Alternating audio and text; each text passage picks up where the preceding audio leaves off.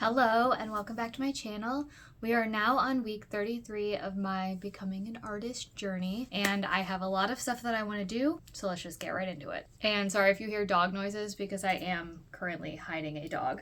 As far as books go, I am still working on Fall and Glory, The Lives and Deaths of History's Greatest Buildings. I'm anticipating this is going to take me the rest of the month. I did get Snake Eater by Kingfisher read, so that I can return this, since I'm sure a lot of people are waiting on it. I would probably rate it 4 out of 5 stars. It wasn't my favorite of Kingfisher's books. I love the characters, I love the settings. The kind of action resolution fell a little short for me. So it was still fine, but it just wasn't, I wasn't like dying over it. As far as games go, I am still obsessed with that kingdom building Tetris game, Duchy. That's been really fun. I've been playing that a lot. There was a new Played Up update, so my friends and I played a little bit of that. And then I was playing a little bit of Minecraft. So I'm just kind of hopping from game to game a little bit, depending on how I feel brain-wise. So now the art stuff. So I haven't been online a lot, so I wouldn't say that any artist was standing out to me more than previously. Though I have really been watching a lot of Static Wool videos, and I really like how she does her thumbnails, and I like her videos. So Static Wool, I guess, would be it lately. I am finding that something that I said earlier in the year about my workflow and how I'm doing really well when I just jump from project to project whenever I feel tired, so that I'm still making progress, but I'm just not, doing something from start to finish. That is now bit me because I haven't finished anything. By the time you guys are seeing this, it's going to be like well into 2026 because I have such a backlog of footage that I have to edit, so there's no way you're getting this before 2026. But for me, there's still 2 weeks left of the year. And what I would like to do is, I still have Christmas gifts that I need to complete. Those are for my parents. They are traveling for Christmas, so that buys me a couple days. But that's my first priority, is getting those done. My second priority is getting my assignment for term 2 completed so that I can move on to term 3. I had a goal of starting term 3 on January 1st if possible, and then I really want to ramp up on doing more school. So I need to get this assignment out of the way so that I can do that. And this is the draw a fantasy creature or monster from your imagination kind of thing. And I'm doing like a overgrown ancient raccoon mech that I believe I have started. I think I started it on last week's video. So those are the 2 things that I'd really like to finish. And then I think I might make a separate video about all of my goals for 2026 and what I'd like. That will actually post properly time-wise. I don't have any extra time off to kind of plow through this. I have a lot going on personally currently. And I also still need to finish off my D&D campaign. I'm hoping that their second last session will be this week, and then maybe their last session will be in the last week of the year. That would be like perfect, but I mean, it depends on availability. Anyone who plays D&D knows. But I would love to close some things out this year so that I can do better focusing on art next year. My game plan for the Christmas gifts, I don't know if I've mentioned it already, but I'm going to be making hand-painted coaster sets for each of them. So I need to gesso the coasters, I need to sand the coasters, and then I need to start painting. And I'm not a painter, so I'm very nervous about this, but I think it's gonna work out. My mom, her favorite tree, as far as I know, is the ginkgo tree, and so I'm doing like a ginkgo theme set for her. My dad's side of the family kind of has like an heirloom patch of lily of the valley. So like we had them, I think they were his grandfather's. Then we transplanted them at like the house I was born at. And then we moved them to my childhood home. And now, my parents have moved out of state. So they, he took them with him. I have some at my house. My cousin has some. So I'm going to make him like a lily of the valley set. I'm hoping that both of those things will be within my range of things I can paint, but I guess we're gonna find out together. So let's get going. Now that the sanding is done, let's do a little update. Okay, so all of them are sanded. They're obviously disgusting now that they have sand. I mean, it's everywhere, but They're gross now because they have sand stuff all over them. I obviously have some favorites. I would say that right off the bat, my favorites are this one, this one, this one, and this one. So originally, I was drawing the Lily of the Valley in these hexagons, and I thought it looked too squished. This one looks super bad because I tried to draw a second design over the first one. I think that these are gonna be good. These ones will be for my mom, these ones will be for my dad, and then the hexagon ones will just be mine to test. They absolutely sucked to sand, so that's gonna have to be something I keep in mind, but we'll see how they look in the end. Let's clean up my space and just wipe off all of the extra sand dust, and I'll see you back here in a second. I am kind of debating if I want to start with the ones for my parents or if I want to start with the test ones, but also I'm worried that I'm going to run out of steam if I do all of these first and then move on to these. So I'm going to think about that during the rest of my workday. A knuckle sandwich? No. Do you want to pay taxes? No. Do you want scritches? Voiceover Emily here. Let's get started on the coasters. So what I'm doing now is I'm painting all of them with a base coat, and I'm picking colors that I hopefully can see the sketch through. So I'm doing like a super bright blue for the Lily of the Valley set, I'm doing a yellow for the Ginkgo set, and I'm doing a red for the bee set. The goal of this is, I don't know, honestly. I just saw people doing this online. I am hoping that a little bit of the really bright colors will show through and make it, more interesting in the end. But I do think that you generally put like a bright color under so that you can see how your coverage is. You can see if there are any patches. I am looking at the bee set now, and you can still kind of see the red through the base coat in places. So like I didn't do a perfect job. I think that's really important to keep in mind for when I make more of these so that I know how good my paint coverage is. After that dried, I'm applying my first base layer. So I'm starting with the Lily of the Valley. I'm just kind of mapping out everything around the design. This turned out kind of patchy, which was frustrating. And it was really hard to paint around these small details, which is the first sign that I was kind of like, I might be out of my depth here. I'm having trouble painting around the tiny details. How am I going to paint the tiny details? We'll figure it out together along the way.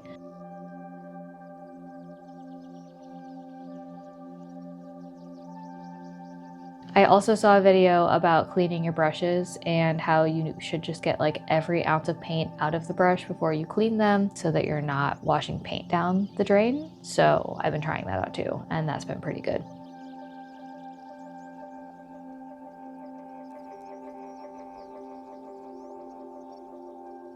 So here's where we're at with the base coat. I did the same green for both the bee set and the Lily of the Valley set.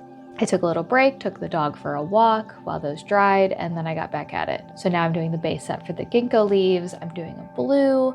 My mom's favorite colors are blue and yellow, so I wanted to really play that up with her set. And then my dad's favorite color is like a dark green. So, that's why I went with the dark green for the background of the Lily of the Valley set. Just trying to steer the palettes a little bit more towards their taste.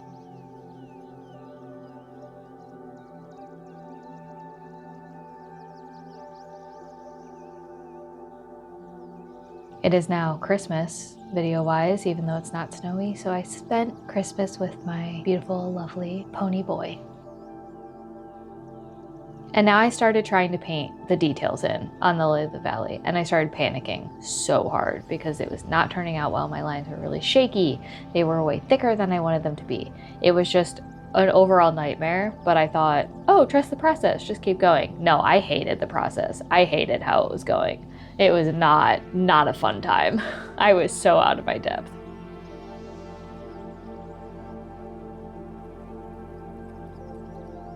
And then I did the same thing on the bee set, delusionally thinking that it's working and that everything is fine.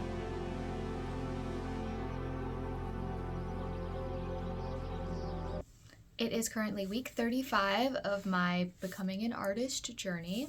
Judging by my backlog, for you, it'll likely be, February or March of 2026 by the time you see this. But for me, it is the last week of the year. Unfortunately, the day after Christmas, my partner and I experienced a loss in our household, and everything has gone just off the rails since then. I mean, the house is a wreck. I have not finished my Christmas gifts for people. I have not finished my school assignment. I have not done anything to prepare for the new year. I usually like to clean the house the last week of the year. None of it's happened. That's just gonna have to be okay. So here's where we're at right now. Still reading this. Have made extremely zero progress. Still playing Drop Duchy because puzzle game does make the brain not focus on being sad. And I kind of think I might be good enough to beat the game. I might be overestimating my abilities, but I'm at least going to give it a try. As far as artists go, the only social media I've done is doom scrolling, so I have not been engaging with the art community. However, I did buy myself something that we will talk about later, and therefore I was watching reviews on this thing by Gel Arts on YouTube, and then also I was watching Static Wool try them out. We'll get there in a minute. Where we are at currently on the Christmas gifts is I grossly overestimated my ability to paint. For someone who does not paint, I was way too confident. I went in thinking that I could do it. I hate the colors that I mixed. My lines are all shaky. I didn't even get to the flower parts or the berries or the leaves because I panicked about how it was going. So I bought acrylic markers to try to bridge the gap between painting but also still coloring. So my goal for this week is to get these done.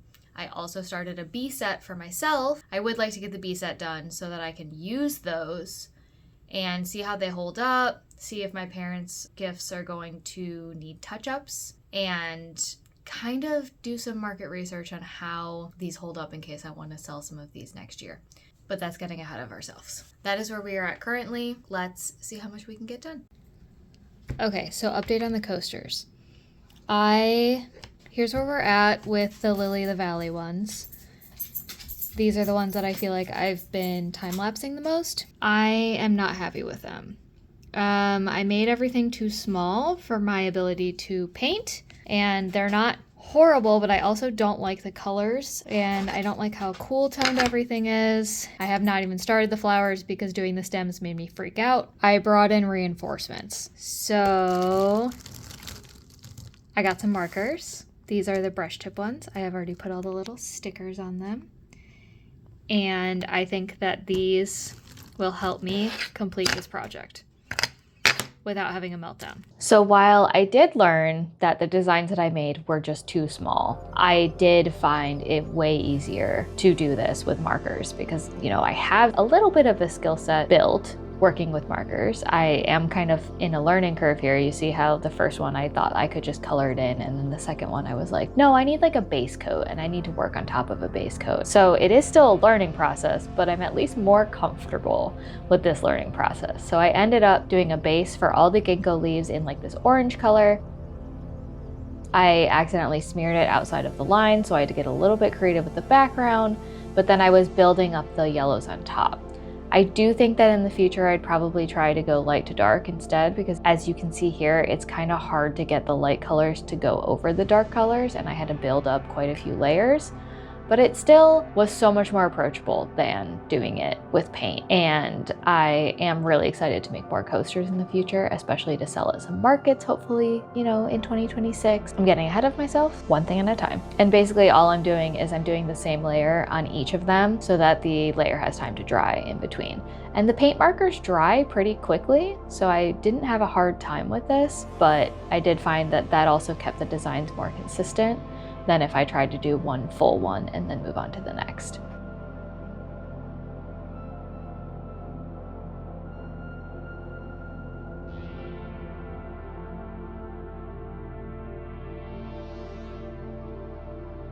And adding some little stars just because I can't help myself.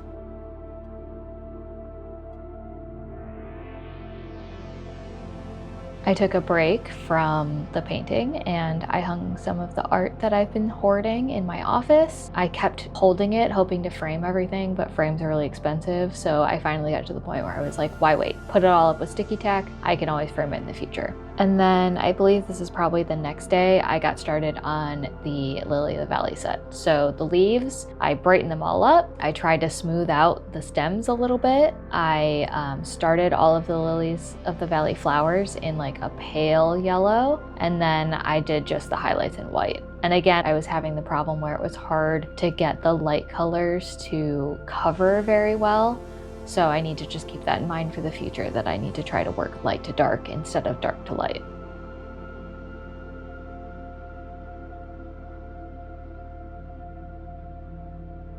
I could only do so much with the really shaky, thin stems, but I do think that they got better.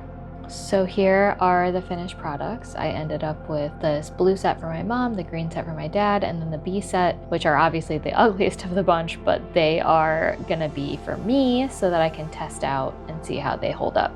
The momentum from finishing the Christmas gifts was exactly what I needed to finish the assignment for school. So I'm painting the background in right now, trying to make sure I don't get too excited about the main subject because I need to do backgrounds more. And then I started filling in the mech. I was imagining that his eyes were glowing, and then I was trying to really light it as if that was the main light source. And then the light of the forest behind him was doing some sort of little rim light kind of action.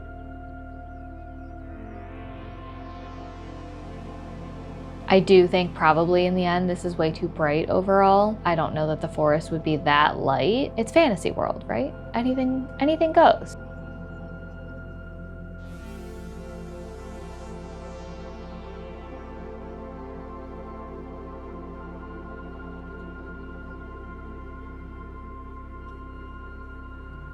I feel like once I added a black layer on top of the sketch, that's when it really started to come together. And then I did ultimately decide that this little hero wasn't gonna work. And instead, I gave my nice, cute little ancient mech a bunch of friends, as if the mech kind of commands all of the raccoons in the forest and has an army of them. I think that this was a better choice than the little hiker. And then I tried to add some kind of directional fog.